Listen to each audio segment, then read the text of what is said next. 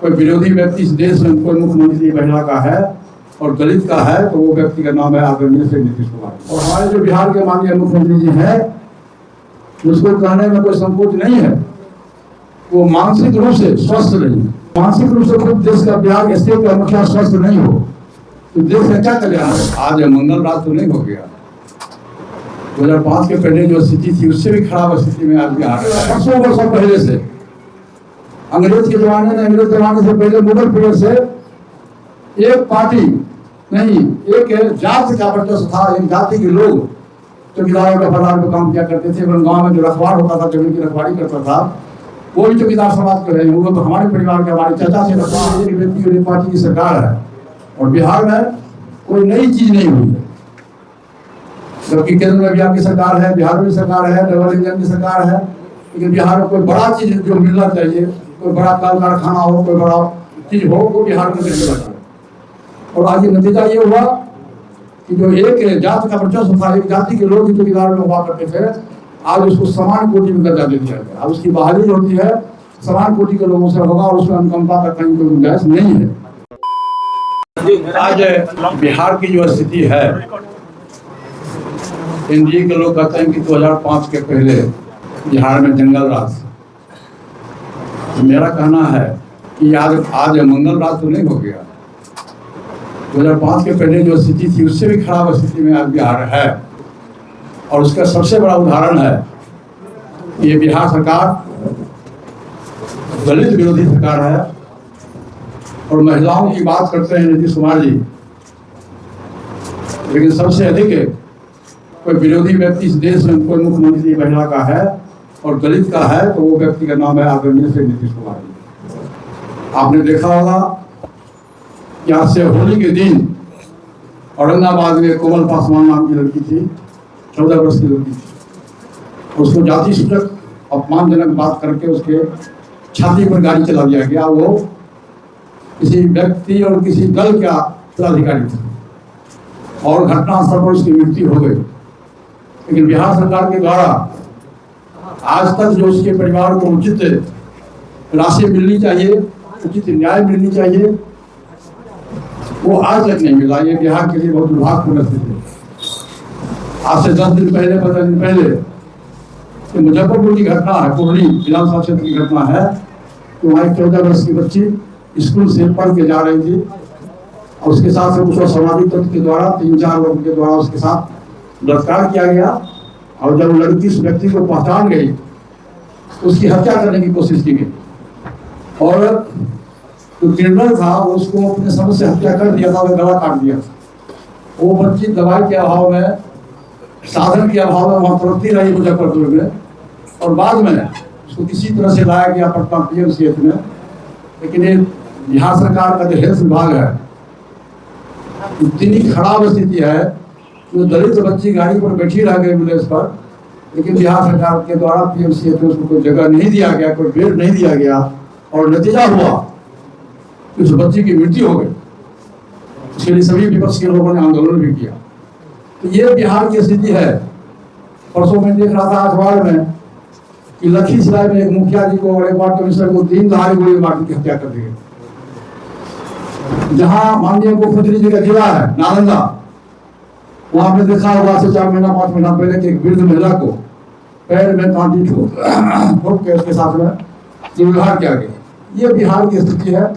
आए दिन जब भी आप अखबार पढ़िए, टीवी देखिए, सोशल मीडिया हम लोग देखते हैं, तो जब भी है तो किसी न किसी महिला के साथ में बलात्कार और हत्या की घटना घट रही है। दूसरी बात है कि बिहार में घूसखोरी बहुत हो गया।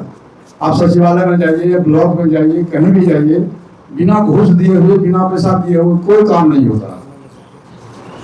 और उसका ज्वलंत उदाहरण है परसों माननीय मुख्यमंत्री के निवास के बगल में और माननीय नेता विरोधी दल के निवास के बगल में जो घटना घटी है, ये भी एक शर्मनाक घटना है। इस दिन से आए दिन बिहार में लूट, घसोट, हत्या, बलात्कार, घूसखोरी चरम सीमा पर है। उसका एकमात्र कारण है, आप सब लोग भी जानते हैं कि 20 वर्षों से एक व्यक्ति की सरकार है और एक पार्टी की सरकार है।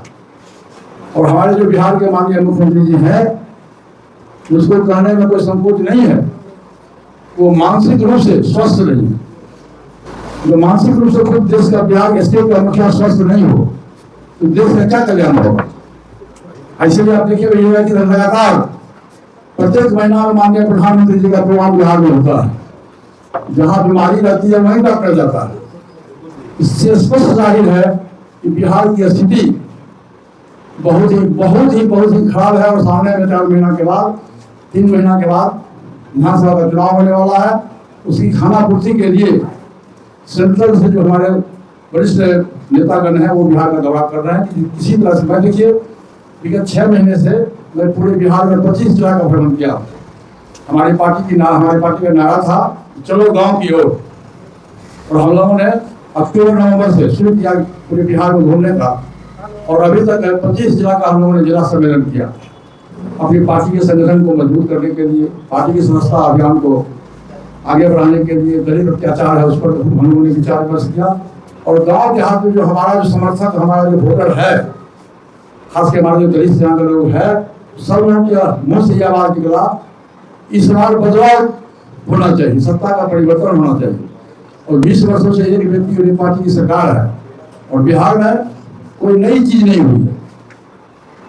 जबकि केंद्र में भी आपकी सरकार है, बिहार में सरकार है, डबल इंजन की सरकार है, लेकिन बिहार में कोई बड़ा चीज जो मिलना चाहिए, कोई बड़ा कल कारखाना हो, कोई बड़ा चीज हो, वो बिहार को नहीं मिल रहा। और बिहार आज की स्थिति में पूरे देश में, आज भी मैं देखा था अखबार में कोई रिपोर्ट आया कि 17वां स्टेट में बिहार सबसे नीचे है। बिहार की स्थिति बहुत खराब है।